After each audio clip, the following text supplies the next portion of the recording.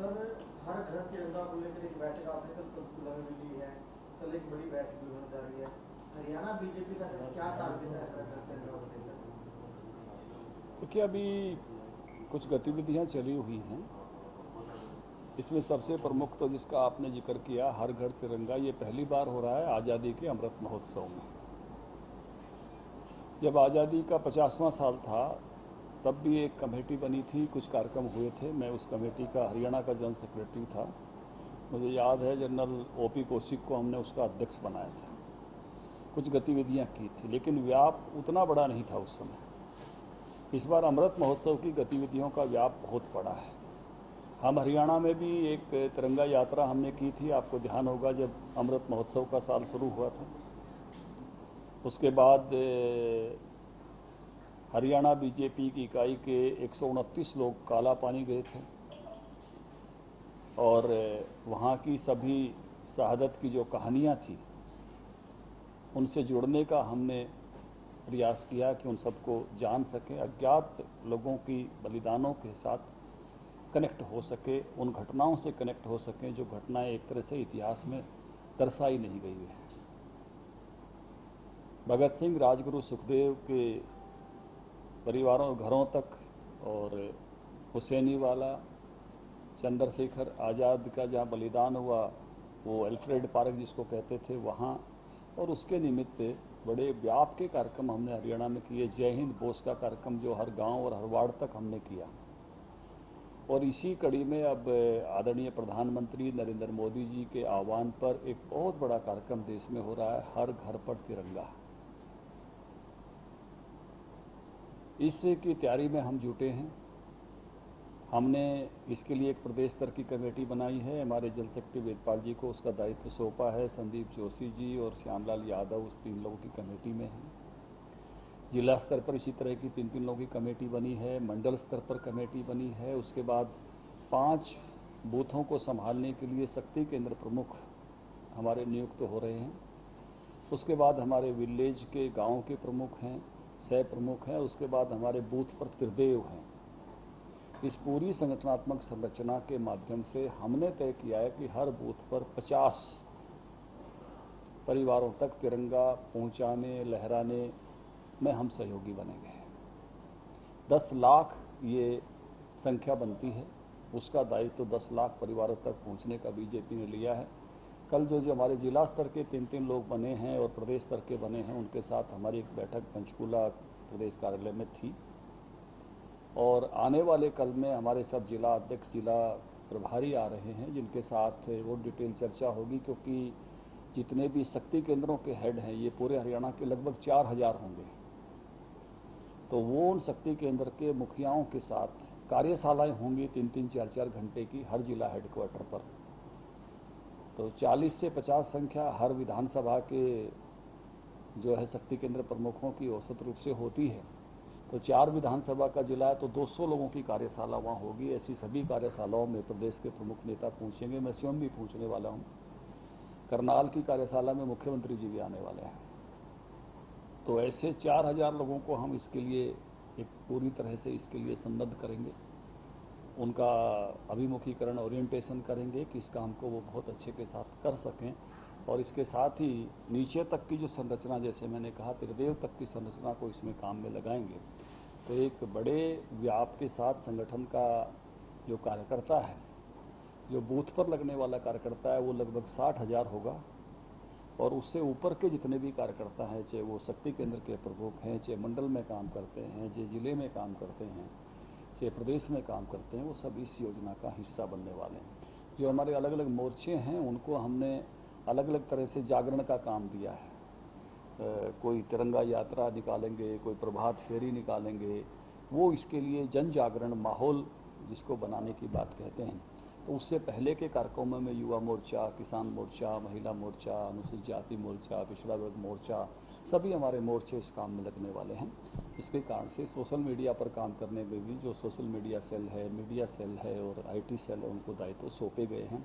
बड़े व्याप पर पार्टी इस काम में जुट रही है और इसी की बड़ी तैयारी के लिए कल सब जिला के अध्यक्ष और जिला प्रभारी हमने जो है वो आउट किए हैं। दिन भर कल दोपहर से उनकी एक बैठक होने वाली है पंचकुला स्टेट ऑफिस में।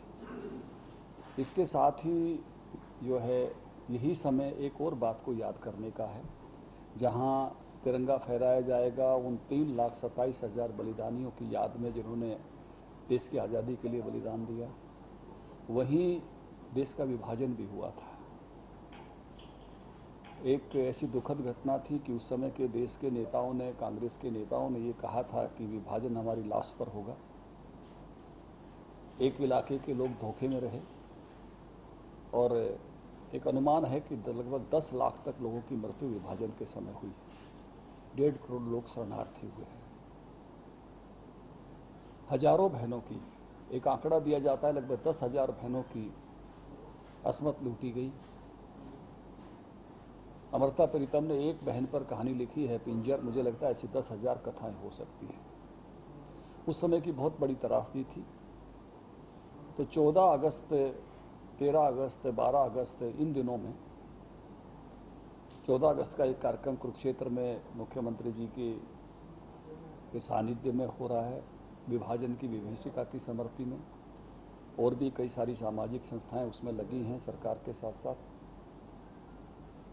और जो 12, 13, 11 इन तारीखों में 9 अगस्त के बाद हर जिले में इसका कार्यक्रम, हमने एक प्रदेश स्तरीय कमेटी बनाई है। हमारे उपाध्यक्ष मनीष ग्रोवर जी उसमें हैं, सीमा त्रिखा जी उसमें हैं, विनोद बिहाना जी उसमें हैं, ये विधायक जोड़े हैं। बोधराज सीकरी हमारे एक प्रमुख हैं, एक प्रकोष्ठ के, वो इसमें हैं। और हर जिला हेडक्वार्टर पर हम याद करेंगे, क्योंकि हमारा क्या सदियों से सभी समाजों का ये सुविचारित मत है कि जो भी समाज अपने इतिहास को भूल जाता है उसको फिर से उसमें से गुजरना पड़ता है। तो अपने इस कटु इतिहास को, इस दर्दपूर्ण इतिहास को भी समाज याद रखे। तो विभाजन की विभीषिका के निमित्त भी कार्यक्रम हो रहे हैं। इन्हीं दिनों में 2 काम और चल रहे हैं हमारे। जो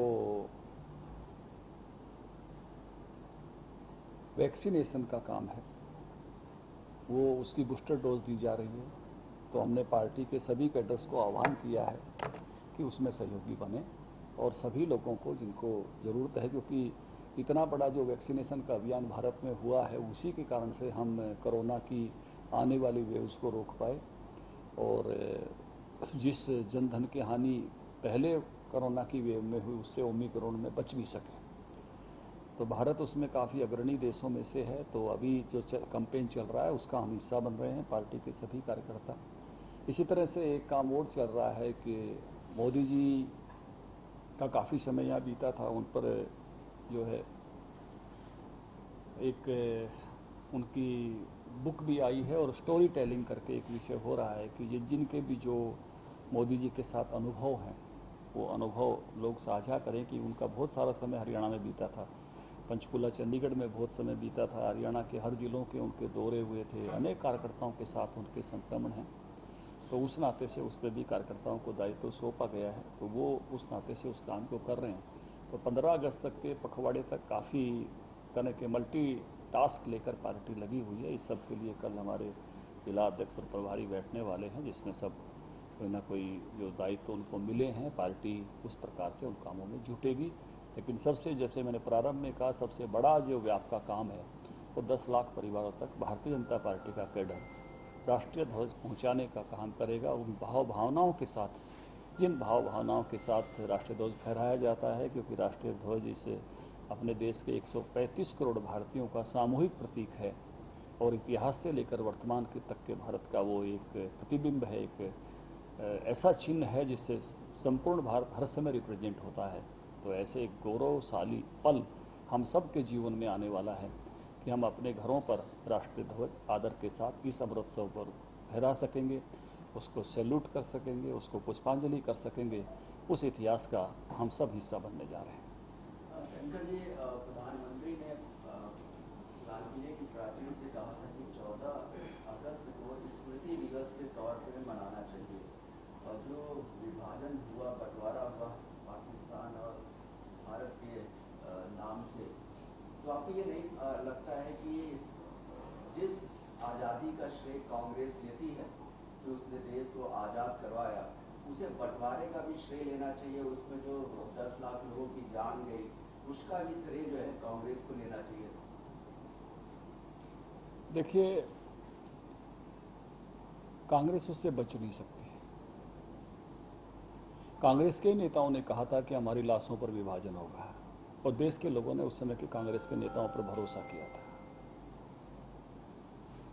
और उसी कांग्रेस ने विभाजन स्वीकार कर लिया अचानक। और उसके कारण से कितनी बड़ी त्रासदी हुई, तो इस बात को समझने के लिए बैरिस्टर रेडक्लिफ जो है वो आए थे ये विभाजन की लाइन खींचने के लिए। उनका स्टेटमेंट पढ़ना चाहिए।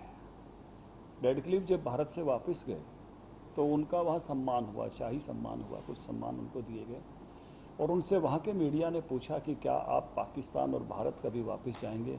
उन्होंने कहा, मैं कभी नहीं जाऊँगा, मैं ऐसा पाप करके आया हूँ, 8 करोड़ लोग दरखास्त लेके मुझे ढूंढ रहे हैं, मैं उनका सामना नहीं कर सकता।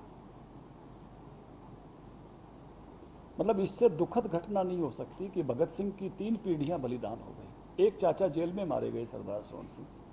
एक चाचा 39 साल देश निकाला हो गया, सरदार अजीत सिंह। भगत सिंह 23 साल की उम्र में फांसी के फंदा चूम गए। जब देश के आज़ादी की बात आई तो उनका गांव भारत में नहीं था। जिस आज़ादी के लिए लड़े वो, और जब देश को आज़ादी मिल रही है और वो गांव उस आज़ादी का हिस्सा नहीं हो, एक नए हिस्से में जा रहे हो जिसका हिस्सा वो नहीं बनना चाह रहे हो,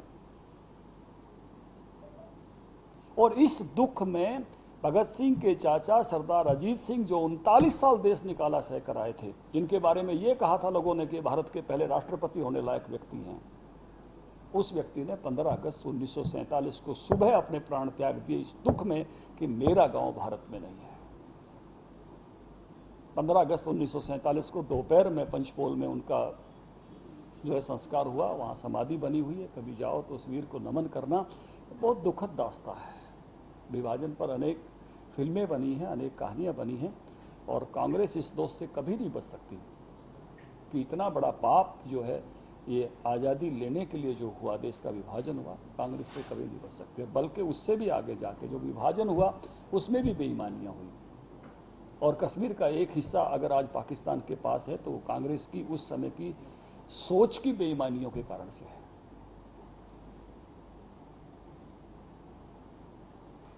जैसे आप ये तिरंगा को लेकर के अभियान चल रहा है, इससे पहले स्वच्छता को लेकर के भी अभियान चलाया गया था, लेकिन अब अगर हम देखें तो कई जगह जो हालात है वो स्वच्छता को लेकर के उसको लेकर के भी कोई अपील करेंगे आप, क्योंकि ऐसे मौकों पर अगर सरकार अगर कोई काम करती है तो लोग अनुसरण करते हैं। देखिए, निश्चित रूप से स्वच्छता का बहुत मामलों में लेवल बढ़ा है। ये हम इस को स्वीकार करने में, जब 2014 में मोदी जी सरकार में आए, संयोग से हम भी हरियाणा में सरकार में आए, तो पूरा देश ODF नहीं था। आज देश खुले में शौच मुक्त है।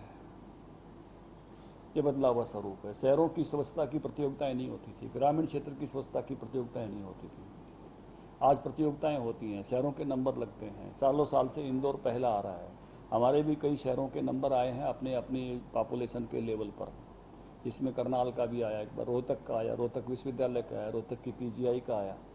तो ऐसी जो प्रतिस्पर्धाएं हो रही है उस लेवल पर बढ़ा रही है। लेकिन सत्य जागरूकता, जैसे आपने कहा कि लगातार पूरे समाज की जागरूकता ही स्वच्छता के स्तर को मेंटेन कर सकती है, और हमने उसके लिए लगातार अपनी आदत बनानी पड़ेगी, उस पर बढ़ना पड़ेगा, और बेहतरी की ओर चलना ये लगातार का मंत्र है।